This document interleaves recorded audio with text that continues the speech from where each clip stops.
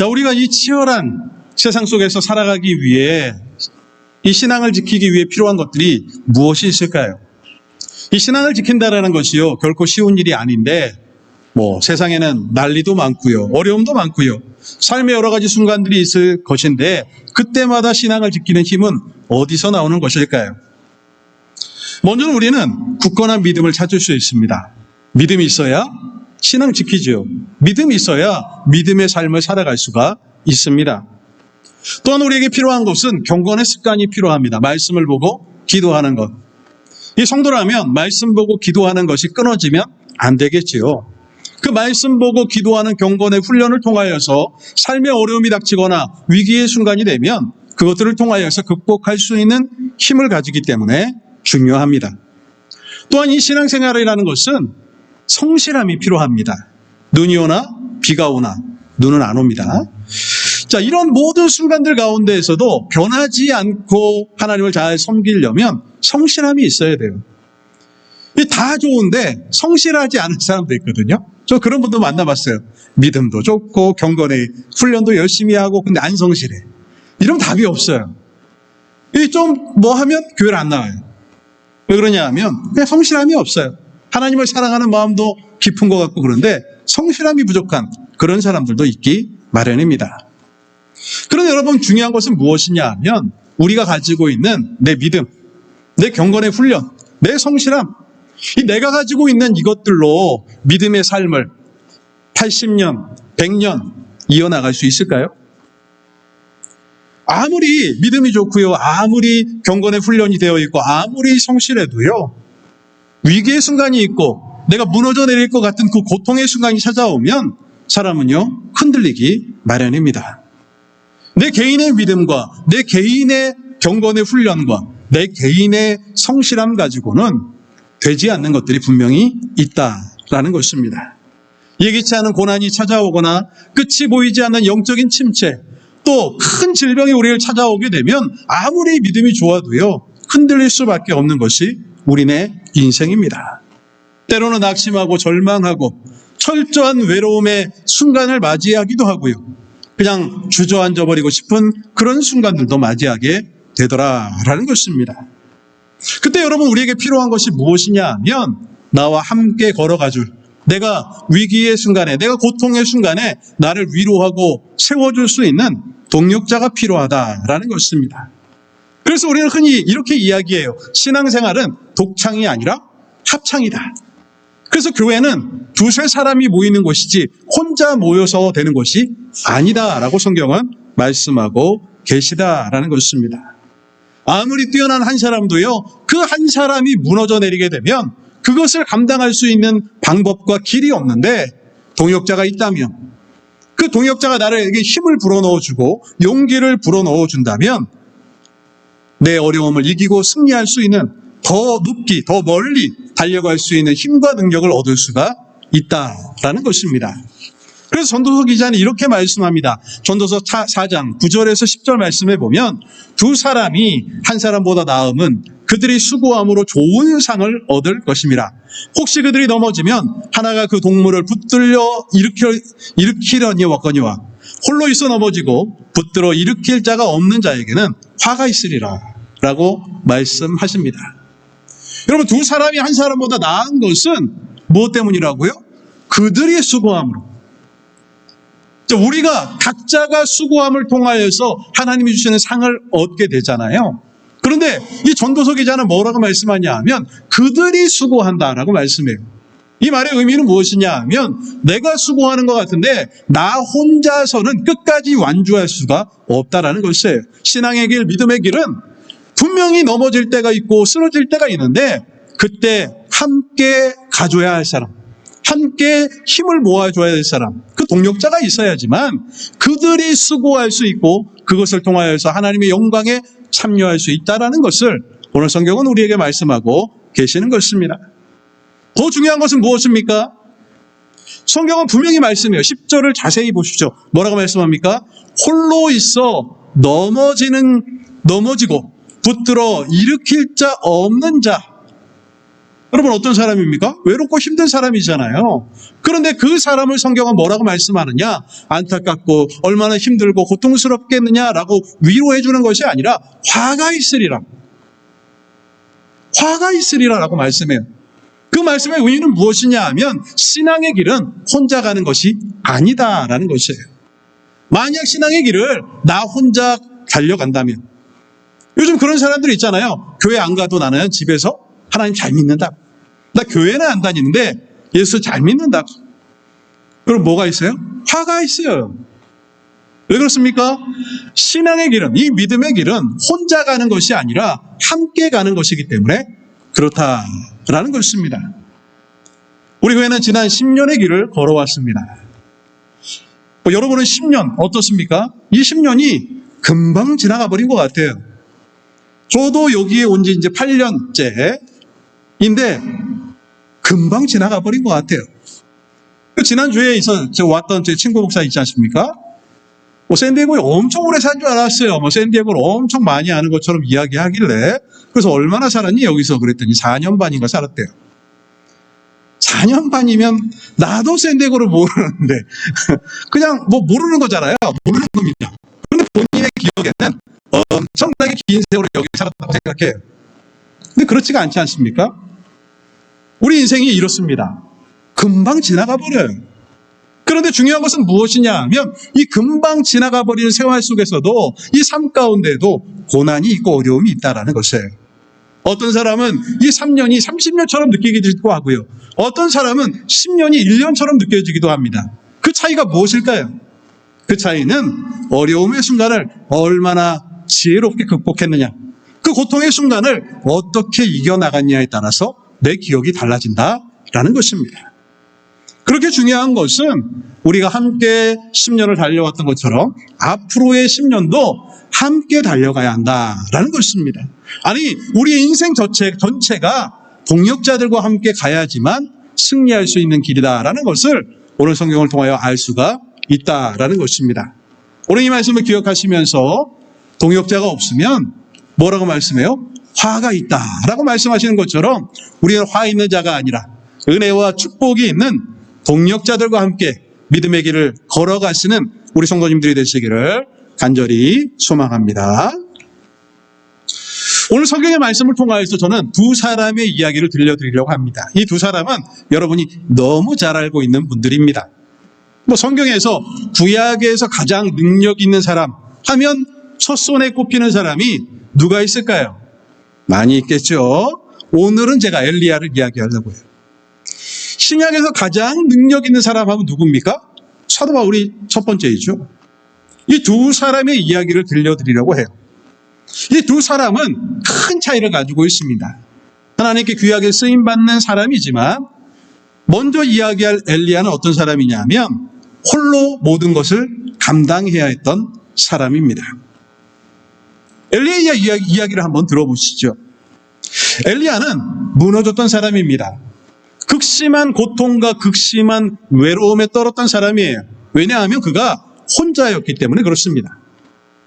구약의 가장 위대한 선지자 중에 하나인 엘리야, 이 엘리야를 기억해 보시죠. 이 사람이 어떤 사람입니까? 갈멜산에서 바알과 아세라 선지자 850명과 싸워 이겼던 사람입니다. 엘리야가 기도하면 하나님은 반드시 응답하시고요. 엘리야가 원하면 하나님의 역사가 나타났던 것들을 보게 됩니다. 구약의 가장 위대한 거인 하면 엘리야를 우리는 꼽을 수가 있고요. 죽지 않고 하늘에 올라간 사람 중에 1인 하면 엘리야, 우리는 그렇게 이야기합니다. 엘리야의 기도의 능력이 얼마나 대단했냐, 야고보서 5장 17절에 이렇게 말씀합니다. 엘리야는 우리와 성정이 같은 사람이로되 그가 비가 오지 않기를 간절히 기도한 즉 3년 6개월 동안 땅에 비가 오지 아니하고 라고 말씀하고 있습니다. 엘리야는 어떤 사람이냐면 우리가 성정이 같은 사람이다. 무슨 말이냐 하면 성격, 인격 이런 것들요. 그러니까 우리가 똑같은 사람이다 라는 것이에요. 엘리야가 특별한 사람이 아니라는 것이에요. 그런데 어떻습니까? 그가 기도하면 3년 6개월 동안 비가 오지 아니했다라고 말씀하고 있습니다. 그럼 우리가 오해하는 게 그거예요. 야, 엘리야가 기도하면 이렇게 되는구나. 엘리야가 기도하면 불이 하늘에서 내려와서 이 850명과의 전투에서도 이길 수 있구나. 엘리야는 능력의 사람이야. 이렇게 생각합니다. 맞습니까? 맞죠? 맞습니다. 그런데 여러분 기억해야 될 것은 무엇이냐면 이게 엘리야의 능력이 아니라는 걸 기억해야 돼요. 야고보서 5장에도 뭐라고 말씀합니까? 엘리야는 우리와 성정이 같은 사람이다. 연약함도 같고 부족함도 같고 모자란 것도 같다라는 것이에요. 이 사람들이 오해하는 것이요. 목사가 기도하면 능력이 있다라고 생각해요. 이런 얘기는 안 해야 되는데요. 그렇죠? 자, 그런데 목사가 기도해도 능력이 없습니다. 이 능력이 나타나려면 언제 나타나느냐? 하나님의 뜻이 그 뜻과 맞을 때 나타나게 되어 있어요. 누가 기도하느냐보다 중요한 것은 하나님의 뜻이 어디 있느냐가 중요해요. 엘리야가 기도할 때 3년 6개월 동안 비가 오지 않은 것은 무엇 때문입니까? 하나님의 뜻이 거기에 있었기 때문에. 850명과의 전투에서 하늘에 불이 내렸던 것은 무엇 때문입니까? 하나님의 뜻이 거기에 있기 때문이에요. 이것을 자꾸 착각하는 경우들이 많아요. 그래서 어떤 목사님이 기도하면은 병든 자가 낫더라. 그럼 그 목사님한테 한번 얘기해 보세요. 3년 6개월 동안 미국 땅에 비가 오지 않도록 기도해 보라고. 오겠습니까? 비 와요. 비 옵니다. 많이 옵니다. 무엇을 말씀드리고자 하는 것이냐 하면 엘리야는 우리와 성정이 똑같다라는 것이에요. 우리는 연약하다라는 것이에요. 사람은 누구나 다 연약하다라는 것입니다. 그래서 여러분 어떻습니까? 850명과의 전투에서 끝나면 이 이야기가 어떻게 끝나야 돼요? 이제는 그 이스라엘을 괴롭혔던 아하방과 아세라가 이세벨이죠. 이세벨이 다 물러가야 돼요. 백성들은 하나님의 말씀으로 변화되어야 되고요. 이제 모든 이스라엘의 능력과 은혜는 하나님을 통하여서 엘리야를 통하여서 나타나야 돼요. 그렇죠? 그렇게 이야기가 흘러가야 좋습니다. 이 모두가 원하는 바예요. 그런데 이야기는 어떻게 흘러가느냐 하면 이세벨의 협박 한마디에 엘리야가 무너져 내립니다. 열왕기상 19장 2절 말씀에 보면 이세벨이 사신을 엘리야에게 보내어 이르되 내가 내일 이맘때에는 반드시 내 생명을 저 사람들 중 한 사람의 생명과 같게 하리라. 그렇지 하지 아니하면 신들이 내게 벌 위에 벌을 내림이 마땅하니라 한지라 라고 말씀하고 있습니다. 무슨 말입니까? 너 죽여버린다. 그 얘기예요. 여러분 그러면 엘리야는 어떻게 반응해야 할까요? 내가 어떤 사람이야. 850명과 싸워 이긴 사람이야. 하나님의 능력이 하나님의 성령이 나와 함께 있어. 내가 저딴 걸 두려워하겠어? 이세벨 따위야. 그래야 맞지 않겠어요? 그렇잖아요. 방금 전까지 엄청난 능력을 보였던 사람 아닙니까? 기도하면 3년 6개월 동안 비가 오지 않는 사람이에요. 그런데 엘리야는 어떻게 됩니까? 폭삭 쓰러져 버려요. 이전의 능력이 어디서 나왔느냐 싶을 정도로 엘리야는 자신의 연약함을 다 드러내고 맙니다. 뭐라고 이야기합니까? 여기 열왕기상 19장 4절 말씀에 보면 자기 자신은 광야로 들어가 하룻길쯤 가서 한 로뎀나무 아래에 앉아서 자기가 죽기를 원하여 이르되 여호와여 넉넉하오니 지금 내 생명을 거두시옵소서 나는 내 조상들보다 낫지 못하나이다 하고 라고 말씀하고 있습니다. 여러분 열왕기상 19장 이전의 엘리야를 생각해 보세요. 엘리야는 담대한 사람입니다. 850명의 적선지자 모든 사람들이 지켜보고 있는 그 와중에도 엘리야는 눈 하나 깜짝하지 않습니다. 저것들쯤이야. 그런데 엘리야가요 지금 어떻게 변했습니까? 승리했음에도 불구하고 이긴 사람은 누구같이 보여요? 아합과 이세벨처럼 보여요. 그렇잖아요. 보통은 이런 이야기가 끝나고 나면 그 다음에는 엘리야가 모든 이들을 다 하나님의 능력으로 무찌르고 이스라엘은 이제 하나님의 은혜의 나라가 되었다라고 끝이 나야 맞지 않겠습니까? 근데 엘리야는 그렇게 흘러가지가 않아요. 심지어 뭐라고 이야기합니까? 자기가 죽기를 원해요. 하나님 너무 힘들어 죽겠습니다. 그냥 이제 좀 죽었으면 좋겠습니다. 나 아무것도 아니에요. 라고 이야기합니다.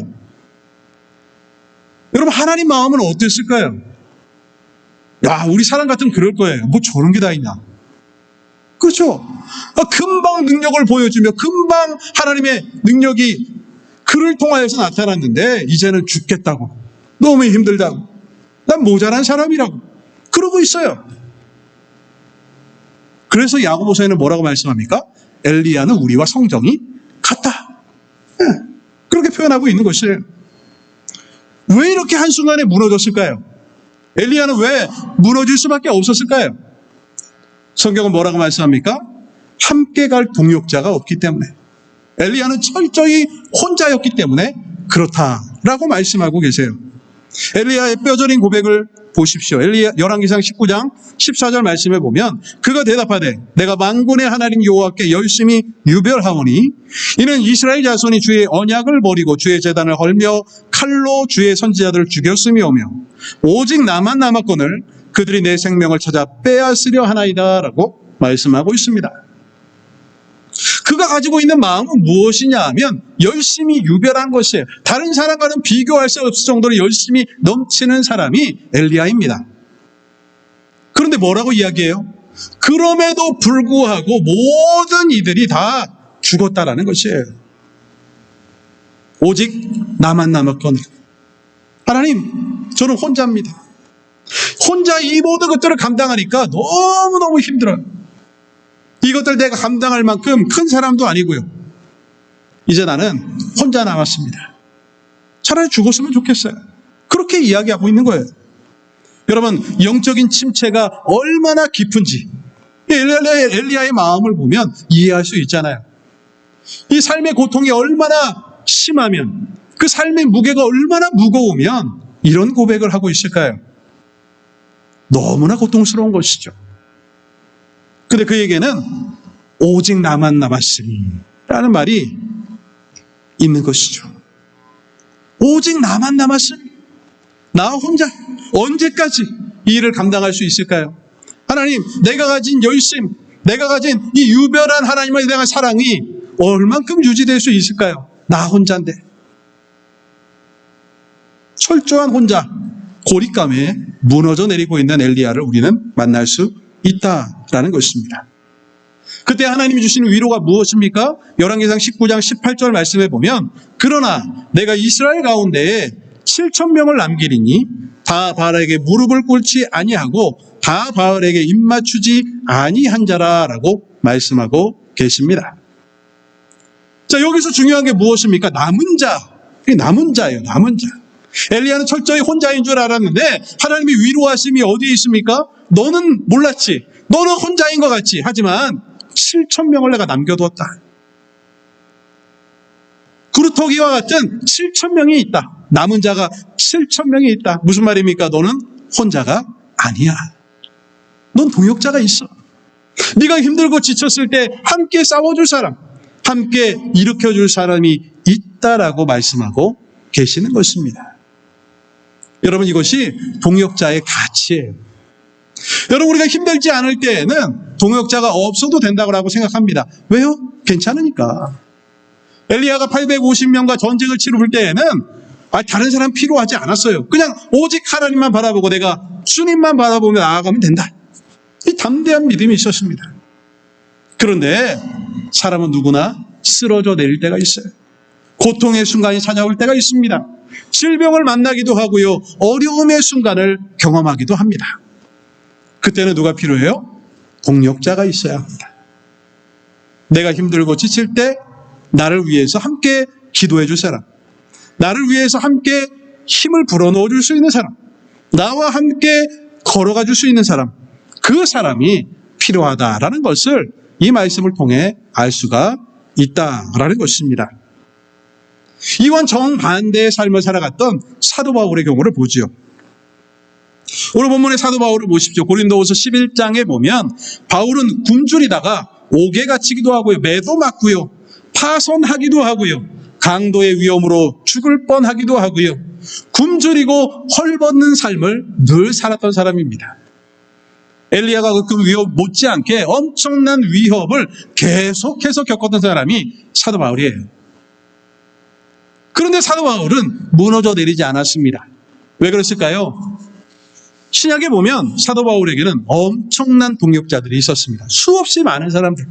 사도 바울 이름이 나올 때마다 그 옆에 수없이 많은 동역자들의 이름이 나와요. 오늘 본문의 배경이 사도행전 19장에도 보면 에베소에서 은장색 데메드리오가 폭동을 일으켜 다윗을 찢어 죽이려고 할 그 순간에도 사도 바울은 어떻게 합니까? 그냥 툭툭 털고 일어나서 마게도냐와 헬라 지역에 복음을 전하기 위해 달려갑니다. 여러분, 이것이 사도 바울이니까 그냥 그런가 보다라고 생각하지만 결코 쉬운 일이 아닐 거예요. 아마 엘리야와 같은 영적 침체를 경험할 수 있었을 것이고요. 고통의 순간, 그 어려움의 순간들을 사도 바울도 맞이했을 것입니다. 그런데 끝까지 지치지 않고 끝까지 그가 완주할 수 있었던 이유는, 비결은 어디에 있습니까? 오늘 보면 4절에 보면 그 비결이 나옵니다. 오늘 보면 4절 말씀에 보면 아시아까지 함께 가는 자는 베레아 사람 브로의 아들 소바도와 데살로니가 사람 아리스다고와 세군도와 데베 사람 가이오와 및 디모데와 아시아 사람 두기고와 드로비모라라고 말씀하고 계십니다. 여러분, 오늘 본문에 나오는 동역자가 몇 명이 나옵니까? 7명이 나옵니다. 7명이나 되는 동역자들이 바울의 곁에 있었어요. 바울이 가는 곳마다 여러 동역자들이 함께 동행했습니다. 이 사람이 바뀌기는 하였지만 수없이 많은 동역자들이 곳곳에서 사도 바울을 돕고 있었습니다. 이들은 출신도 다르고요, 신분도 다르고 다 다른 사람들입니다. 그러나 자신의 역할에 맞게 사도 바울을 돕기 위하여서 복음을 위해 수고하는 자들이 너무나도 많았다라는 것이죠. 때로는 고난당할 때 함께 고난에 동참해주기도 하고요. 사도 바울이 힘들고 어려울 때에는 헌금을 하여서 구제 헌금으로 함께 하기도 하였고요. 위험하고 외로울 때에는 방패막이가 되어주기는 여러 동역자들이 있었다라는 것이죠. 그런데 여러분, 우리가 성경을 읽을 때에 이사야 20장, 사도행전 20장을 읽을 때에 어떻습니까? 이 사람들의 이름에 주목하지 않아요. 왜 그렇습니까? 이들은 주인공이 아니기 때문에 그렇습니다. 주인공은 사도 바울입니다. 사도 바울이 어떻게 복음을 전하는지, 사도 바울을 통하여서 하나님이 어떻게 일하시는지에 집중하다 보니까 그 주변에 있는 이름들은 놓칠 때가 많습니다. 그러나 그 이름들이 저렇게 기록되어 있는 이유는 무엇일까요? 저들의 역할이 있었다라는 것이죠. 저들이 주인공은 아니어서 저들의 행적 하나하나를 다 기록하지는 않지만 저 사람들이 있었기 때문에 사도 바울은 그 모든 일들을 감당할 수가 있었던 것입니다. 저 나온 중에 한 사람만 주목해 보겠습니다. 여러분, 아리스도하고를 아십니까? 아리스도하고 아세요? 다 모르실 거예요.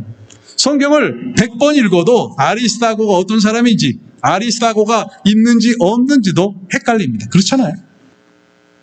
그런데요, 아리스도하고를 성경이 뭐라고 표현하냐 하면 골로새서 4장 10절에 나오는데요. 나와 함께 갇힌 아리스도하고와 바나바의 생질 마가와 이 마가에 대하여 너희가 명을 받았음에 그가 이르거든 영접하라. 자, 무슨 말입니까? 아리스도하고가 나오는데 그 사람을 이렇게 소개하고 있어요. 나와 함께 갇힌 아리스도하고. 무슨 말입니까? 아리스도하고는 사도 바울이 갇혔을 때에 함께 갇혀 있었던 사람이구나 라는 것을 알 수가 있어요. 성서학자들에 의하면 이 사도 바울이 이 죄인이 되어서 이 복음을 전하다 잡혀갔잖아요. 이 잡혀가는 중에 뭐 배도 타고 이렇게 가게 되잖아요. 그 배에 탑승할 수 있는 사람들은 호송하는 사람들 외에는 죄인인 사도 바울밖에 없다고 합니다. 그러니까 죄인이 아닌 사람은 그 배에 탈 수가 없는 것이에요. 그런데 이 아리스도하고는 함께 타고 갑니다. 심지어 옥에 함께 갇히기도 해요. 무슨 이유 때문일까요? 그러면 아리스도하고도 복음을 전하다가 잡혀갔을까요? 아니에요. 잡혀가는 사람은 괴수 바울입니다. 당시의 성서학자들은 뭐라고 이야기하냐 하면 이 아리스도하고가 함께 갇혔다라는 것을 무엇으로 해석하느냐 하면 이 죄수의 종이 되거나 아니면 이 죄수를 돌보기 위하여서 내가 감옥에 함께 갇히겠다라고 이야기하는 사람만 함께 있을 수 있대요. 무슨 이야기냐 하면 사도 바울의 옥바라지를 위하여서 나를 구속해달라고. 나는 지금 죄인이 아니지만 이 사도 바울 선생, 이 사람이 복음을 위해 수고할 수 있도록 내가 곁에 있어줘야 되겠다. 함께 죄수가 되기를 자청한 사람이 아리스도하고였다라고 말씀하고 계시다라는 것입니다. 여러분, 이 사람은 어떤 사람인가요? 사도 바울에게는 너무나 소중한 동역자이죠. 가장 힘들고 고통스러운 순간에 그냥 요 한마디로 끝나요. 나와 함께 갇힌 아리스다고. 이 아리스다고가 어떤 사람인지, 어떤 일을 했는지, 어떤 배경을 가지고 이 모든 일에 참여했는지 우리는 알 수가 없습니다. 이름도 몰라요. 그런데 이 사람은 딱 한 단어로 표현되어 있지만, 나와 함께 갇힌 아리스다고라고 표현되어 있지만, 이 사람이 감당했을 만큼의 어려움과 고난과 고통과 그 사랑의 마음은 엄청난 것이었을 것이에요. 우리가 짐작하지 못할 정도로 사도 바울을 사랑하고, 우리가 짐작하지 못할 정도로 엄청난 헌신과 복음을 향한 열망이 그 가운데 있지 않았을까라고 추측해 볼 수밖에 없다라는 것이죠. 사도 바울이 이 모든 것들을 감당할 수 있었던 것은 바로 저 사람들 때문이에요. 그 이름도 알지 못하는 동역자들. 바나바와 디모데처럼 사람들이 잘 아는 사람도 있지만 아무도 몰라주는 무명의 사람들이 너무나도 많이 있었음을 성경을 통하여 볼 수가 있다라는 것입니다. 여러분, 우리는 동역자가 되어주어야 합니다. 여러분에게 동역자가 필요하기 때문에 내가 동역자가 되어줘야 되는 것이죠. 내가 성도들이 힘들 때 동역자가 되어줘야 하고, 함께 힘을 모아서 협력해야 합니다. 그래야만 지난 10년을 은혜로 달려왔던 것처럼 앞으로의 10년도 달려갈 수가 있다라는 것입니다. 이 말씀을 기억하시면서 동역자의 의미, 동역자가 얼마나 중요한지 깨달음을 통하여 서로 동역자 되어주시는 우리 성도님들이 되시기를 간절히 소망합니다. 자, 그러면 우리는 어떻게 동역자가 되어줄 수 있을까요? 몇 분 남지도 않았는데 또 3가지를 이야기해야 되는데 어떡하죠? 금방 끝납니다. 자, 그러면 우리는 어떻게 동역자가 되어줄 수 있을까요? 먼저 우리는 서로 힘이 되어주는 동역자가 되어야 합니다. 여러분, 교회에서의 동역자는 무엇이냐 하면 그리스도의 동역자가 먼저 되어야 해요. 우리 동역자가 서로 되어준다고 생각해요. 맞습니다. 그런데 더 깊은 의미에서 보면 동역자는요, 그리스도를 중심으로 동역을 해야 합니다. 사람들이 오해하는 것이요, 교회는 교회를 중심으로 또 그 안에 목회자를 중심으로 동역해야 된다. 그래서 많은 목사님들이 그런 얘기를 해요. 여러분, 나의 동역자가 되어달라. 안 돼요. 큰일 납니다. 그리스도의 동역자가 되어야 합니다.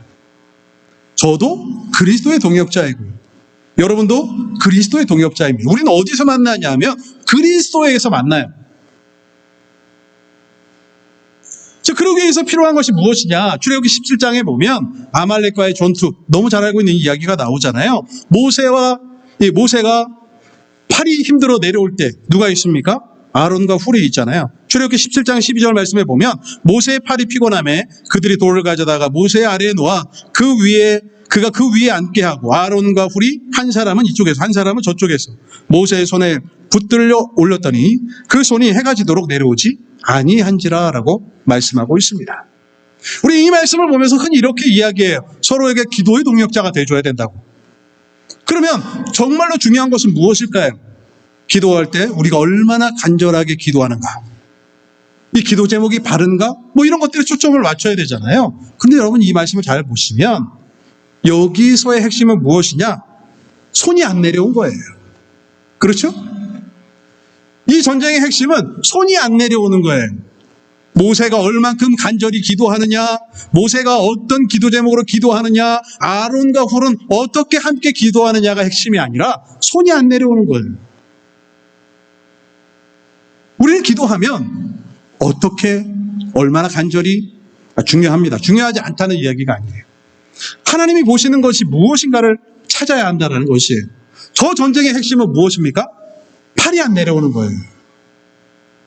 무엇이 핵심입니까? 함께. 이 기도의 핵심은 함께 하라는 것이에요. 함께 해야지만 승리할 수 있다는 것이죠. 이 아말렉과의 전투를 통하여서 하나님이 이스라엘에게 주고자 했던 교훈은 무엇입니까? 기도는 함께하는 것이야.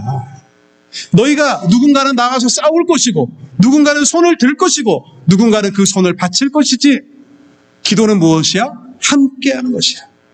그것을 보여주고 싶으신 것이죠. 하나됨을 원하시는 것이에요. 여러분, 이것은 우리에게도 매우 중요한 의미를 가지게 됩니다. 동역자는 함께하는 사람이에요. 어떤 사람은 믿음이 좋을 수도 있고요. 어떤 사람은 좀 연약할 수도 있습니다. 어떤 사람은 열심히 특출할 수도 있고요. 어떤 사람은 열심히 좀 적어 보이기도 해요. 상관없습니다. 그냥 함께하면 되는 거예요. 핵심은 손이 안 내려오는 것입니다.